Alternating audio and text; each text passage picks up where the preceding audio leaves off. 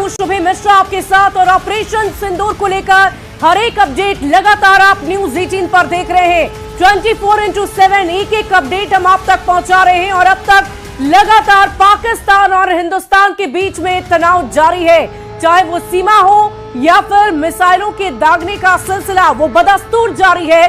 और इधर भारतीय सेना युद्ध स्तर पर पूरी तैयारी के साथ सेना पर तैनात है और माफ कीजिएगा एलओसी पर पूरी तरीके से तैनाती के साथ सेना के जवानों की तरफ से हर वो जोर आजमाइश की जा रही है कि किसी भी तरीके से एक भी चोट हिंदुस्तानी नागरिकों को ना पहुंचे। और इसी का खास ख्याल रखते हुए लगातार मिसाइलों को गिराया जा रहा है, ड्रोन को नेस्तनाबूद किया जा रहा है। और इसी बीच हम आपको बड़ी खबर बताएंगे, बड़ी जानकारी इस वक्त सामने आ रही है। सुचेतगढ़ में हथियारों के साथ 4 संदिग्ध नजर आए, पूरे इलाके में घेराबंदी कर तलाशी अभियान शुरू कर दी गई। सुचेतगढ़ इलाके में टेरर ऑपरेशन की आशंका जताई जा रही है। बड़ी खबर आपको बता रहे हैं, सुचेतगढ़ में हथियारों के साथ 4 संदिग्ध नजर आए, पूरे इलाके में घेराबंदी कर तलाशी अभियान शुरू कर दिया गया है। सुचेतगढ़ इलाके में टेरर ऑपरेशन की आशंका जताई जा रही है। बड़ी खबर आपको बता रहे हैं, पूरे इलाके में घेराबंदी शुरू कर दी जा रही है। आप लगातार पिछले 3 दिनों से देख रहे हैं ये तनाव बढ़ता ही जा रहा है, पाकिस्तान की तरफ से लगातार हमले किए जा रहे हैं। और अब देखिए संदिग्ध लोग भी सीमा में घुस रहे हैं। और इसी बीच एक और बड़ी खबर का रुख कर लेंगे, थोड़ी ही देर में विदेश मंत्रालय की प्रेस ब्रीफिंग होगी। बड़ी खबर आपको बता रहे हैं, मौजूदा स्थिति की जानकारी देगा विदेश मंत्रालय। सुबह 10:30 बजे प्रेस ब्रीफिंग करेगा विदेश मंत्रालय। ऑपरेशन सिंदूर और हालात पर जानकारी दी जाएगी। इस वक्त की बड़ी खबर आपको बता रहे हैं, अब से थोड़ी ही देर में, ज्यादा वक्त नहीं है, अब से थोड़ी ही देर में मंत्रालय की तरफ से प्रेस ब्रीफिंग की जाएगी। मौजूदा स्थिति की जानकारी विदेश मंत्रालय की तरफ से दिया जाएगा। सुबह 10:30 बजे का वक्त रखा गया है और प्रेस ब्रीफिंग करेगा विदेश मंत्रालय। ऑपरेशन सिंदूर और हालात पर जानकारी दी जाएगी। सेना की तरफ से लगातार ब्रीफिंग दी जा रही है, लेकिन इसी बीच विदेश मंत्रालय की तरफ से भी ब्रीफिंग होगी। और देखिए एक और बड़ी खबर का रुख करेंगे, धुआं पाकिस्तान हो गया।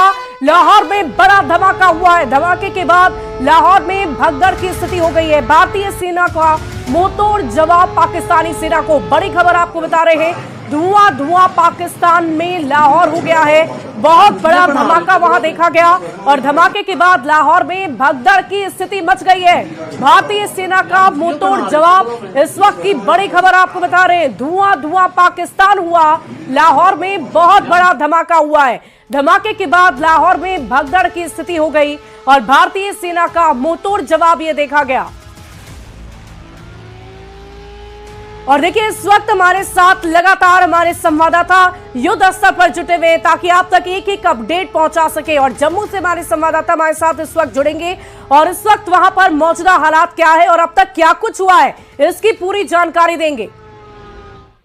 जी देखिए यहाँ जम्मू में और जम्मू के जो पहाड़ी इलाके हैं, पुंछ है, रजौरी है, वहाँ पे लगातार आज पाकिस्तान की तरफ से शेलिंग की गई है। यहाँ तक कि जो लाइन ऑफ कंट्रोल के पास जो रहायशी इलाके हैं उनको निशाना बनाया गया है, वहाँ स्कूल की बिल्डिंग्स को निशाना बनाया गया है, मंदिर, मस्जिद, गुरुद्वारा, किसी को नहीं बख्शा गया है पाकिस्तान की शेलिंग में। और लोगों में काफी गुस्सा है पाकिस्तान की हरकत को लेकर। उनका कहना है कि जानबूझ के पाकिस्तान जो है वो रहायशी इलाकों को, सिविलियन इलाकों को टारगेट कर रहा है। हालांकि भारतीय सेना भी यहाँ से मुंहतोड़ जवाब जो है उनको दे रही है, लेकिन लोगों का जो है जान माल का नुकसान यहाँ पे रजौरी में जहाँ मैं मौजूद हूँ यहाँ पे हुआ है। और जम्मू में भी कई जगह पे जो है धमाकों की जो रिपोर्ट आई है और कई जगह धमाके हुए हैं, कुछ लोग जो है वो जख्मी हुए हैं।